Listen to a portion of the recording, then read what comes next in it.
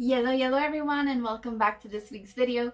So this week we're actually gonna do another doll customization. If you guys have been following me for long enough, you know I like Hollow Knight. Well, in fact, I do not just like it, I love it. As of last year, I was an Animal Crossing gamer. The hardest game I've ever played was in fact Mario Bros. From the DS thingy that we had when I was a kid. So just imagine this girl when she only has a Switch to play like Animal Crossing and Just Dance buying Hollow Knight. And if you're asking, yes, I'm awaiting Silk Sun with great patience, and I do not have some anymore, so I'll just make something from Hollow Knight that reminds me of Silk Song. So if you guys got it, I'm gonna do Hornet this week as a human doll. But this week I'm a little bit lazy and I do not want to do a full reroute and a full face paint. So I'm still not sure what doll I'm gonna use. It's still Elsa doll. Like, come on, like I only own Elsa doll at this point. But it's between this one that I've been working on her like for the past 2 dolls, something like that. 3 dolls, I think. And I'm kind of getting bored of it, and I think you guys are also bored of it. I'm not sure, but it's this one or this one.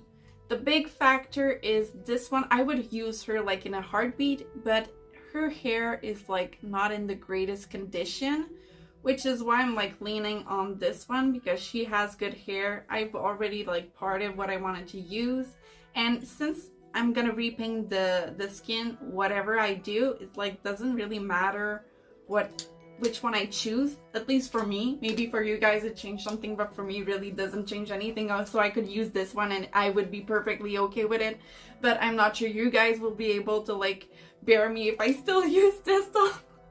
So yeah, let's get started.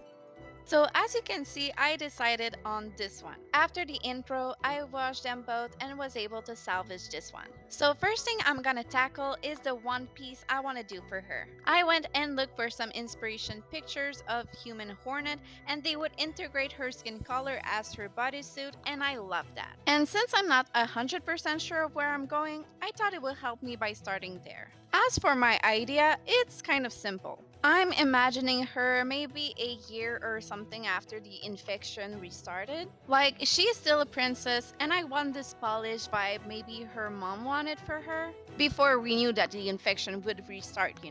But at the same time, she's also slowly gravitating towards the warrior she is now because of how south things are going. After that, I did something I really should have done before spray painting, and that's getting the head off of the body. It did help me figure out where I was going, and I think that's why I kept it there. But I could have just put the head up next to her and I'm sure would have done the same thing. So before starting with the face paint, I'm just gonna glue her on a stick to help me to have a better grip on her. And with that, I'm gonna start removing the factory paint. This time with real acetone. Can you see how easy it's going out? I'm never going back. Seriously, it's a game changer. After that was done, I started with the red lips. I'm not sure why I wanted a red, but I thought it was fitting for her outfit, and which princess doesn't wear red lips? After that was done, I debated on how human I wanted her, and I decided I didn't want her to look too much human. So first thing non-human is I'm gonna paint her eyes full on black to still give it that bug kind of vibe. I want her creepy a little, but I also thought her eye shape of the mold was really close to the Hornet's mask, so it was just fitting to make her eyes like it is in the game. To still go with the alien-y feeling I gave her, I really wanted the light eyebrow to fit her hair, and went back in the black to give her a pupil so she would still be humanesque. Now to the fun part, the hair. I saw a hairstyle on Pinterest and I thought it was perfect for the character.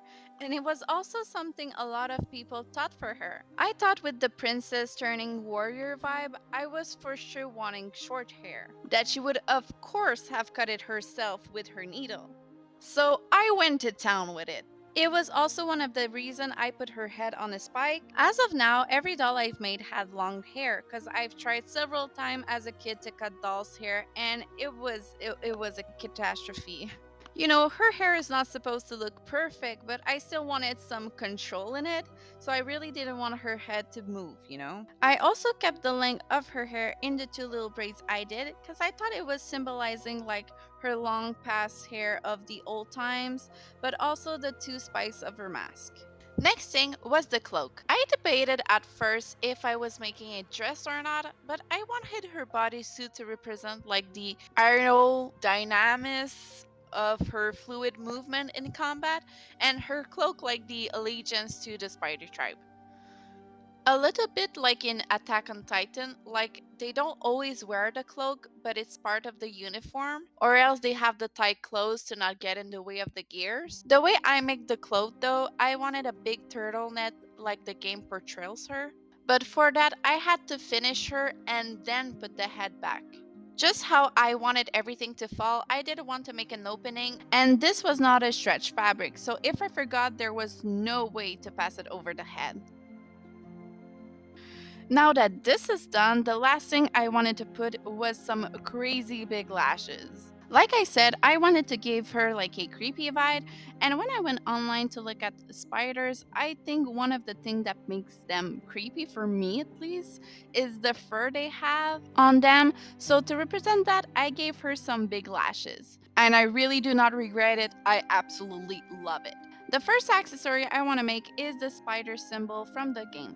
Like in Attack on Titan, I want to be like maybe a button to close the cape on her.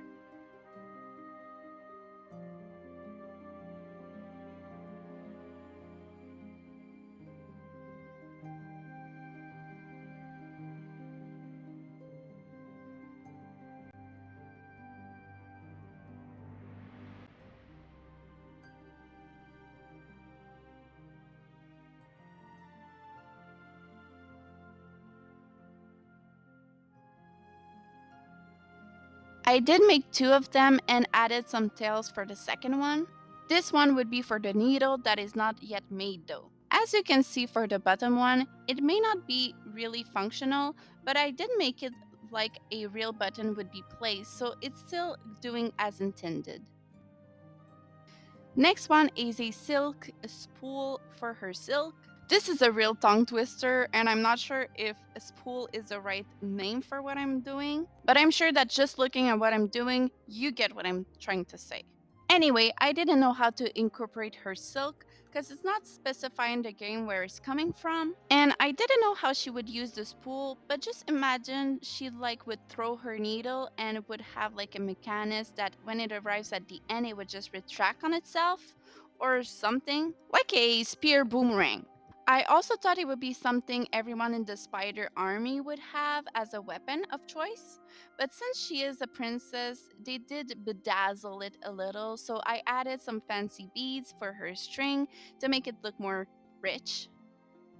The next thing are going to be a little bit more chaotic in the background, but I'm going to attempt to do her mask and her needle. For both of them, I'm going to use this foam that one of my colleagues suggested I use, and I thank him a lot because at this point in the video, my doll have been sitting in my art room for maybe 3 weeks because I didn't know how to make everything like I wanted. And he did find a easy and cheap solution when he saw my stuff and explained my brainwave.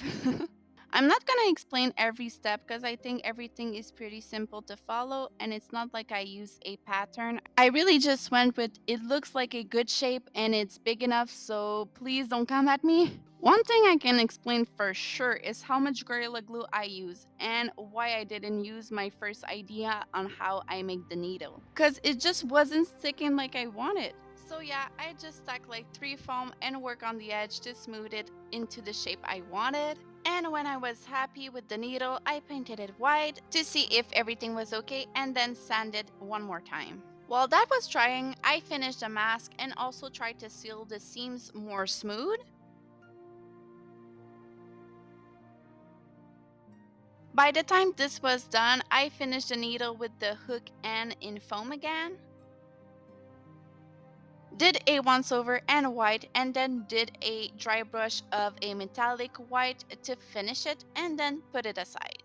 For the mask, I cut the hole for the eyes and after a vigorous and tedious process of cutting it and painting everything in white, I'm finally done and onto the glamour shot.